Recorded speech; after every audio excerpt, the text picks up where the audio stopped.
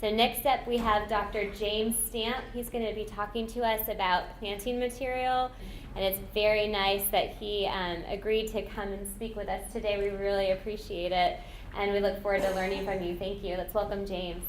Thank you.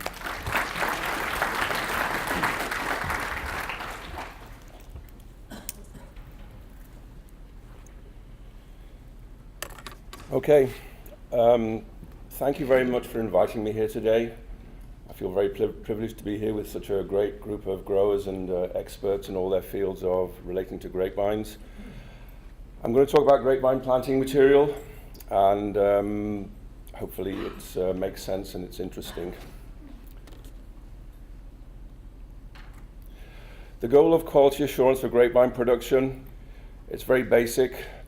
When you order grapevine plants, you want to make sure those grapevine plants are delivered to you, that they're high quality grapevine plants, that they're delivered in the correct amount, that your order is completely full when you get those grapevine plants, and that the delivery is on time.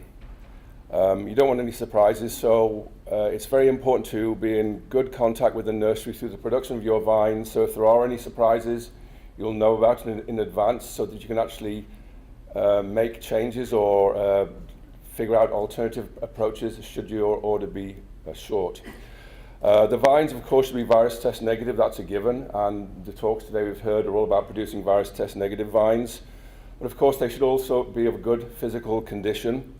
And the physical condition of the vines is directly related to the pathogen load of those vines. So if you receive a batch of vines that have bad graft unions, poor root systems, poor callousing of the rootstock disbudding sites, the likelihood is that those vines will have high levels of fungal pathogens in them. So it's a good way of ensuring that you're getting plant material by actually looking at it and examining it before you plant it. Just a background for everybody who may not be aware of this. Today we're all talking about Protocol 2010 materials in California. This is a range of plant materials that have all been produced through meristem culture, as Gerhard discussed in the South African situation. The CDFA provides vine material production guidelines, and these are documented under the Grapevine Nursery Certification Program. Foundation Plant Services cleans, verifies trueness to type, and establishes foundation block vines in the foundation block vineyard. This vineyard now is called the Russell Ranch Vineyard, and they plant 2 vines per selection in that vineyard. This vineyard is located between Winters and Davis up in near Sacramento. So these 2 vines, whether it be Cabernet Sauvignon Clone 47 or Sauvignon Blanco 1, these 2 vines in Davis are the source of all the plant materials that you receive from your nursery.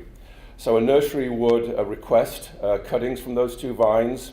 They'd get those cuttings, and they'd propagate those cuttings and establish their own increase block, which is basically a mother block, but it's an increase block of foundation-derived material. And they would plant those increase block vines, rootstocks and scions, and when they were big enough, they would harvest buds and rootstock cuttings from those increase block vines to graft to produce your order. So that's the origin of all the plant materials that you get, generally speaking. And if you have a choice, it's best to order Protocol 2010 materials because the likelihood is they're cleaner, they have less virus, and they're also newer blocks, so they're also less likely to have have heavy loads of fungal contamination. Propagation and quality assurance, these are some of the essential steps. Nurseries should be doing this, and you should do this as a concerned grower, because we all know what a massive investment it is to plant a vineyard and have to take it out. So you want to be involved or asking questions about all the steps of the propagation process. This is what we do with my consulting business. So the first thing to do is to select a nursery that you feel comfortable with, and I'll mention some pointers in a few moments. So select a nursery that you like or you feel is a good nursery, but the most important thing is increase block selection within those nurseries. You want to work with increase blocks that look healthy. And increase blocks can vary from a few rows to many acres. So it's important to look at the increase blocks Test and tag the increase blocks in late fall. The best time to examine these vines is when the symptoms of the virus are most obvious, and this is basically late October to November, depending on the location of the vineyard. It's important to walk both sides of the rows of the increase block. It's actually quite interesting to see how vines can look differently when the sun is shining toward you or shining behind you. One nutritional, in one direction it may look like a nutritional problem, in the other direction it might just look like a leaf roll or red blotch. So it's very important to walk both sides of the increase blocks with your partner. If the increase block doesn't look good, walk away from it. Find another increase block. Find some other rows of contiguous vines that look healthy. And once you've found vines that look healthy, then you can test them. The virus titer is very variable, so you want to at least test 2 pieces of tissue per vine, given that you have a cordon vine, so you can capture the variability. And again, you want to test all of the vines that you're going to be using to produce the propagation system and the grafting that you need. Once you've tested these increase blocks, you want to keep sight of them. So you want to make sure that the materials that you tested are actually harvested, and go to the grafting to make sure those tags that you put on those vines are actually appearing at grafting time. And then you want to be in touch with the nursery to make sure that the callousing is successful, because you can know within 3 or 4 weeks of grafting whether your order is going to be filled or not. So it's always a good idea to talk to the nursery 3 or 4 weeks after grafting, or 5 weeks, and ask them did they pot up the plants that were callous, and how many vines did they pot up. And then look at the vines during the production cycle. So if it's a greenhouse production, if you're looking at green vines, you want to examine the vines in the greenhouse roughly halfway through the production cycle, and it roughly takes 20 weeks to produce a green vine. So around 10 weeks, go and look at the vines to make sure they're there, make sure they look healthy. You might also see at this point in time crown gall, which would then be very important to see that. Same with the field situation. Look at the vines in the nursery row. Again, if you see instances of poor take in the greenhouse or the field, you can see this very early on after grafting. You may have the opportunity to regraft if necessary and address the situation, which will obviously impact you later on if the vines aren't there. And then ultimately, you want to be involved, or at least ask questions about how they select and grade and test the finished product. If it's a green vine product, generally speaking, the vines will be clean because they will not have been in the external environment after doing your initial upfront testing of the increase block materials. However, if you're working with dormant bare root materials, it's a good idea to look at those bare root materials in the field in October to see if you see symptoms of disease, and you can see symptoms then. And also to screen them at that point for red blotch and leaf roll 3 to see if perhaps they've become contaminated in the nursery row. How to select a nursery. I think the biggest thing, apart from having a good location and having some experience hopefully of this nursery and their increase blocks, is communication. Like everything we do in this business, it's all about problem solving and communication. So if you have a nursery that will not call you back in a timely fashion, within 24 hours, it's difficult to actually move forward and make plans. So you need to have excellent communication and transparency. You want to have regular updates from the nursery as to the vine production status. So call them up if they don't call you up. The nursery should have Protocol 2010 increase blocks that are distant from commercial vineyards. Commercial vineyards, they could be wine vineyards or table grape vineyards, and they're often associated with mealybugs, so it's better to work with nurseries where the increase blocks are not close to commercial productions. The nursery should have an in-house virus test program. They may talk to you about this. Ask the question of how often do they test their increase blocks, what viruses do they test them for, and what percentage of the increase block vines are tested. So that's very important information. You want to take a look at that before you place an order to see what the history of those increased block vines look like before you do any further work. Does the nursery have a mealybug control and exclusion program? And do they have modern sanitary facilities? Factors affecting grapevine performance and longevity. As I mentioned, the physical condition of a grapevine plant is really tells a story about the internal condition of the grapevine plant. You won't get good root systems, good graft unions, good healing of the rootstock, the spudding site, if there's a high level of fungal pathogens within those vines. Given the fact that we've done the due diligence and that you've selected materials that are to graft that are virus test negative, The next step is to ensure those materials look healthy in terms of carbohydrate reserves and wood to pith ratio. But when it comes to examining the finished product, if the finished product doesn't look strong, then you want to walk away from those vines. And there's various ways of looking at those vines, and I'll discuss that in a moment. But fungal pathogens, bacterial pathogens, and viruses all affect the physical condition of the finished product. And so if you have a weak finished product, then of course mechanical, biotic, and viticultural practices will all impinge on that plant. So if you accidentally J-root the vines, or if you insufficiently irrigate them, if you have a weak vine because it has high fungal pathogen loads, the likelihood is that vine will succumb to disease and to young vine decline pathogens more rapidly than a strong vine. Virus agents of greatest concern, if you do nothing else in terms of planting materials in California, you should test for red blotch and grapevine leaf roll 3. There are other viruses of concerns, but those are the two that you must test for. It doesn't make any sense to plant grapevine plants in California without doing that minimal amount of testing. And those are the two viruses that are most likely to be there, and those are the two viruses that are going to have the biggest impact on your bottom line. We have found pathogens in Protocol 2010 increase blocks in the last 2 years. We found leaf roll 3 in a Repair Gloire increase block, and Pinot Gris virus in 1616 increase block, and grapevine Pinot Gris virus and grapevine yellow speckled viroid in a Cabernet 47 increase block. Agrobacterium is widely prevalent in all increase blocks and also finished product. And also, it's likely that the plants you get from a nursery program will contain fungal pathogens. Interestingly enough, this table of information was released from UC Davis FPS at the annual meeting in December. And at this point in time, they recognized that 21 accessions of plant materials at Foundation Plant Services, the source of all the plant materials that go to the nurseries, had red blotch. So it's a very sort of devastating information, I think, for the industry, that our basic source material, our foundation material, is contaminated with red blotch. And the question is, what will happen with that material? Will this disease spread? We'll find out in this coming few months.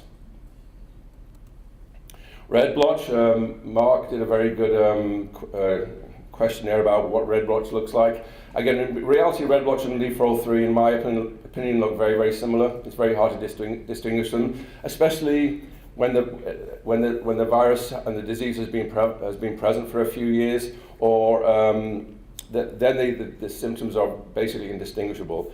This photograph shows a young infection where it does look more like red blotch. This table here shows the data from the work we did between November 2012, when the test for red blotch was first available, through to the middle of 2014.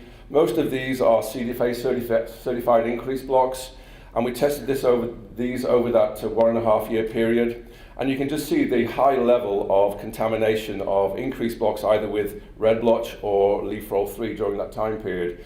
If you look at some of these combinations, such as NTAV, Cabernet 15, there were only 3 NTAV blocks at the time, and 2 of them had red blotch. The same with Cabernet 169, there were only 3 NTAV blocks at the time, and 2 of them had red blotch. And then clones such as Cabernet 7 and Sauvignon Blanco 1, it was very, very difficult to get plant material either without leaf roll 3 or with red blotch. This next photograph shows the results of planting a vineyard with red blotch in Rutherford back in 2012. The top row shows rows of vines that were virus-free, and those vines were the fruit was harvested at 28 degrees Brix. The fruit went through complete ripening, and the winery realized an FOB gross wine revenue of $90,000 per acre in their premium wine production program. However, the vines that were positive for red blotch were harvested at 25 degrees Brix. They had impaired ripening of the seed components, and that fruit fetched $7,500 in the bulk market. So a massive impact. Red blotch can have a massive impact. Sampling strategies. The best way to sample for producing grapevines free of viruses is to sample before you graft them. You get a much better bang for your buck. If you, so like a Cabernet 7 or a Sauvignon Blanco 1 increased block vine could have 300 or 400 buds on it. So if you test one vine, you can be testing potentially 300 or 400 subsequent vines that are propagated from that. Most nurseries graft at maybe 1.5 to 2 times overage. So if you have a Cabernet Sauvignon vine with 400 buds, you might be testing, at the end of the day, 200 finished product. So it's very important to test up front if you can, and if you're going with the green vine production system, the likelihood is it will not become contaminated during the greenhouse process. As I mentioned, visually evaluate and test and tag every increased block vine as late as possible while the leaves are attached. And in terms of selection of materials, you want to collect woody materials for most of the viruses, although you can also use green materials for red blotch and fan leaf virus. And if you're working with a nursery where you believe they have a crown gall problem, some nurseries have more problems with the crown gall than others, you could potentially go ahead and screen your samples for crown gall, Agrobacterium vitis tumorigenic strain, before you test for viruses, which could save you a lot of money. And if you're also working, for example, with your own budwood selection, if you like that, you could pre-screen that for red blotch and leaf roll 3, and then if it tests negative, go ahead and do other tests. So again, that could be very economically beneficial to you. Sampling strategies post-grafting. If you end up buying some vines from a nursery, you've had no interaction with these vines beforehand, if you can look at those vines in the nursery row during the fall before they get harvested, first you'll see if the vines are there, you'll see if they look healthy, you'll see if it's the right clone, right variety, and you'll see if it looks healthy in terms of development of red blotch and leaf roll symptoms in the nursery row. And you can see symptoms in the nursery row. If you're looking at a finished product that's already been harvested, use statistically significant methods to test that finished product, again, for at least red blotch and leaf roll 3. An increased block can vary from a few rows to acres and acres. This is just a diagram showing that in this particular increased block, there are 2 rows of Sauvignon Blanc and 3 rows of Durifo 3. So potentially you might a nursery might remove the Sauvignon Blanc 1 increased block, but leave the Durifo 3 block there. But they're right adjacent to each other, so the chances are the Durif could also be contaminated. This is a photograph of what a typical rootstock increased block looks like. It's basically a mess of grapevine plants, canes. The canes are all growing on the floor, they're all intertwined with each other. It's very difficult to get out there and test them, so we always test the rootstock increased blocks when the leaves have fallen. And this is an example of a defoliated increased block. You can see some yellow tags there on the vines. These vines are being tested and getting ready for harvest. This is a photograph showing you an increased block of a sign increased block. This is really the ideal time to test a sign increased block. The leaves are just about to fall off. This is a red variety. You can see some red leafing on the left-hand side of the screen. That's mechanical damage. But you can see it's a beautiful looking vineyard, and if you walk down that vineyard with your colleague and look for sick vines, avoid the block if there are sick vines, but tag all the vines for testing. We tag the end of the row, and then we put tags on usable cuttings so we can see those tags coming through when the cuttings are harvested and when they get grafted. So we know those materials have been tested. And here is an example of going through and testing a sign increased block after we've already visually evaluated when the leaves have fallen. In terms of red blotch detection, we've talked about what the symptoms of white varieties look like. It's very, very difficult to determine if white varieties have red blotch. This is a Chardonnay 4 increased block at the beginning of November. It looks perfectly healthy. A month later, the 2 dark green vines down the row were red blotch contaminated. So I see in increased blocks with Chardonnay that the leaves, contaminated vines tend to hold their leaves longer than non-contaminated vines. And in this case, the leaves sort of turn green bronzy. With red varieties, I see, from my experience, I see the development of leaf roll 3 symptoms in advance of red blotch symptoms. So this is a Cabernet 412 block, an Entave block that looked very healthy at the end of September. However, in the beginning of November, it looked terrible, and it was contaminated with red blotch. So if we'd looked at this increased block in late September, October, we wouldn't have seen this. So again, everything's about timing and looking at the vines at the right time. Fungal and bacterial pathogens are still of great concern, and that's what really got me involved in this business nearly 20 years ago, the concern for young vine decline. So the pathogens associated with young vine decline are Phaeomoniella, Phaeoacremonium, and Cylindrocarpon. These are opportunistic pathogens. They're pretty much in most of the nursery stock you buy today, whether it's from any nursery, it's probably going to have some level of fungal pathogens. That's again why examining of the physical condition is so important, because basically, if you test them, it's probably going to have the pathogen. But if it's a strong plant with good graft union, good root systems, you know it must have a low load. Otherwise, it wouldn't be so strong.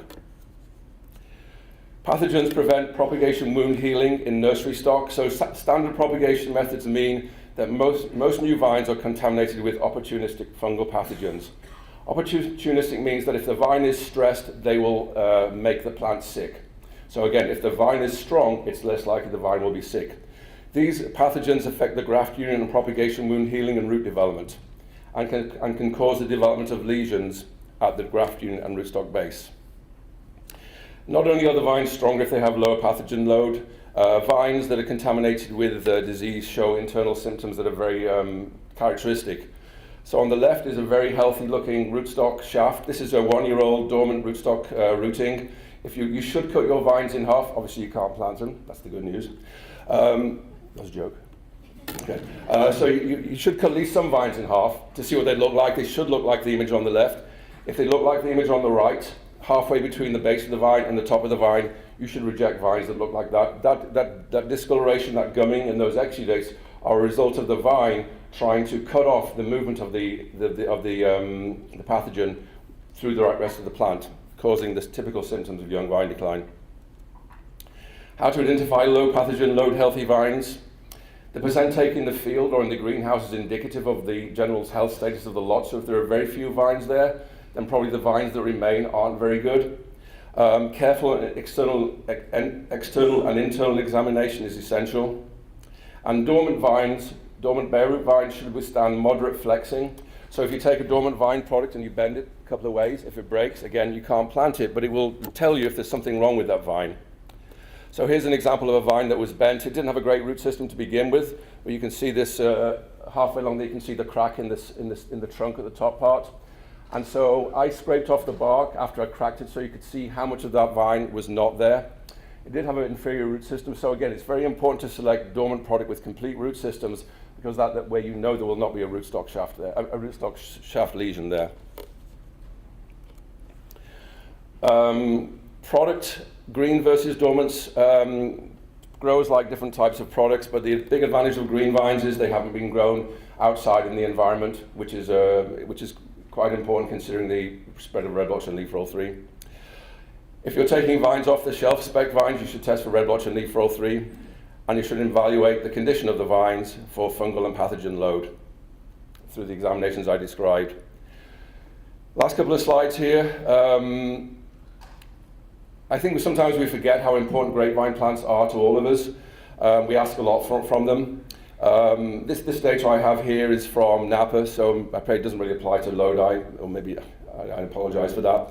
But I talked with one of my friends, and he said that he calculated that the net per vine fruit value from a 20-year-old Cabernet, Napa Cabernet Sauvignon vine at $10.56 pounds per vine was 572 vines. So one vine gave him $572 worth of fruit. The wine from that vine equated to $3,233 worth of wine from one vine over a 20-year period in Napa. So it's a huge amount of investment, and it's a really valuable product. So going forward, to me, it seems that we need to be having a discussion about how we not only get rid of viruses and keep viruses out of the vineyard, but how do we produce grapevine plants that are resistant to viruses. And with the advent of gene editing technologies, CRISPR, I'm sure you've heard about it, we do now have tools that will allow us to genetically modify grapevine plants so that we leave no trace of any foreign genes in those grapevine plants.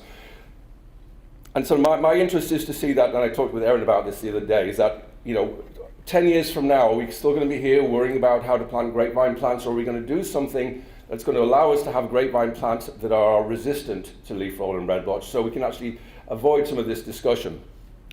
So I think what we need to do is to engage consumers in a conversation about genetically improved vines, what are the pros and the cons, and how it could be advantageous to the industry in general.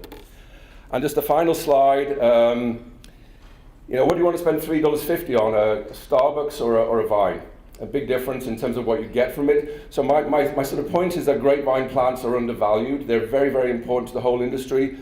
But, you know, people don't like to pay more than $350 for a grapevine plant, but it's basically the basis of everything we do, and it's very, very, very important. I'd like to start by acknowledging Stephanie's awesome organizational events today, and thank you for inviting me. It's really a real privilege to be here with you today. And I thank my staff. I also want to thank the nurseries that work with us, and thank you for your transparency, nurseries, and our clients too. And thank you very much.